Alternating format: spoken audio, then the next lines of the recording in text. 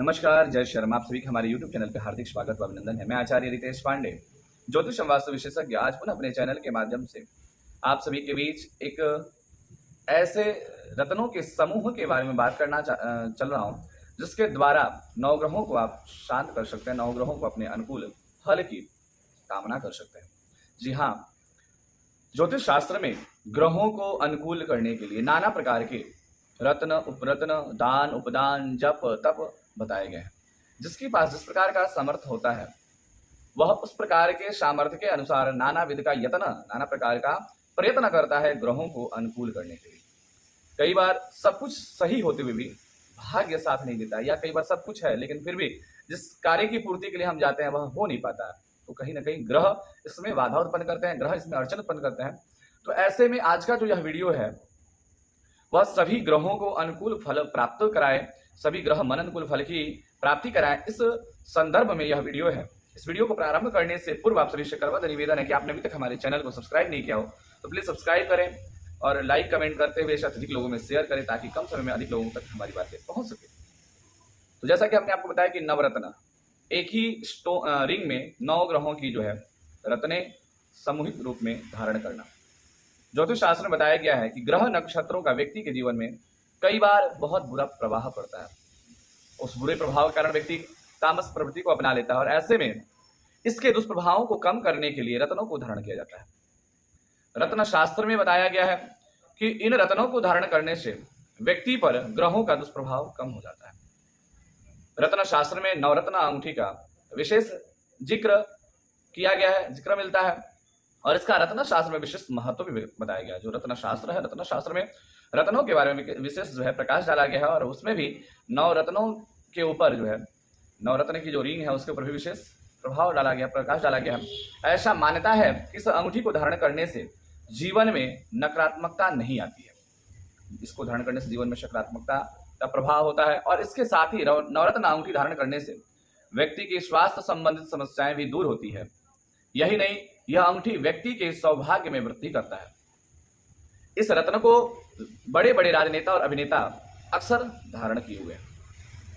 अक्सर आप देखेंगे राजनेताओं को, बड़े बड़े हस्तियों को कहीं ना कहीं वह नवरत्न की ब्रेसलेट, लॉकेट या रिंग अवश्य आपको धारण किए हुए दिखाई देंगे। तो आइए जानते हैं कि नवरत्न अंगूठी को धारण करने की सही विधि क्या है, किस दिन इसे धारण करना चाहिए, और किस बात का इसे धारण करने के बाद से विशेष रूप से ध्यान देना चाहिए। ज्योतिष शास्त्र में बताया गया कि अंगूठी सभी 9 ग्रहों की प्रतिनिधित्व करती है। जो 9 रत्न की जो अंगूठी है, ये सभी 9 ग्रहों को जो है प्रतिनिधित्व करती है, और इस अंगूठी में लगे स्टोन सभी 9 ग्रहों के दुष्प्रभावों को भी कम करने में कामगर साबित होती है।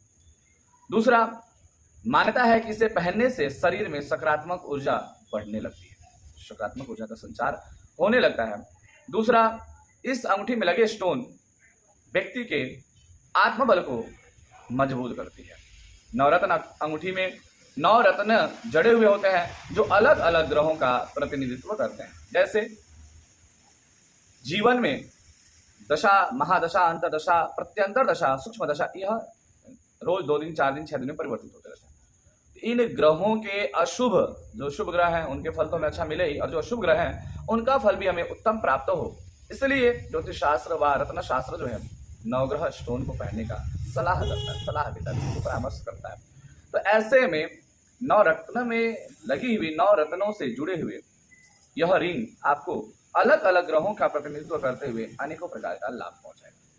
दूसरा, इस अंगूठी में 9 ग्रहों के लिए कौन कौन से रत्न होने चाहिए, यह आपको जरूर ध्यान देना चाहिए। तो इस अंगूठी में सूर्य के लिए रूबी, और चंद्रमा के लिए मोती, मंगल के लिए मूंगा, बुध के लिए पन्ना, और गुरु के लिए पुखराज, शुक्र ग्रह के लिए हीरा, और शनि के लिए नीलम, राहु के लिए गोमेद, और केतु के लिए कैट्स रत्न जड़े हुए होते हैं। अगर अच्छे क्वालिटी का नवरत्न धारण करेंगे तो ग्रहों के जो प्रॉपर रत्न हैं, जो विशेष रूप से फलीभूत होते हैं, या तो इसे आप किसी जानकार व्यक्ति के द्वारा इस नवरत्न के रिंग को आप बनवाएं जिसमें शुद्ध रत्न हो, इसको धारण करने से शास्त्रों का आपको फल प्राप्त हो सके। इस बात का विशेष रूप से आप ध्यान देते हुए किसी सेटिस्फाइड रत्न वालों से आप इन रत्नों को सामूहिक रूप से इनका नवरत्न की रिंग धारण बनवाएं और उसे धारण करें, वो आपके लिए अच्छा होगा। नवरत्न अंगूठी को विधि पूर्वक धारण करना चाहिए। इसकी विधि क्या है वो ध्यान दें।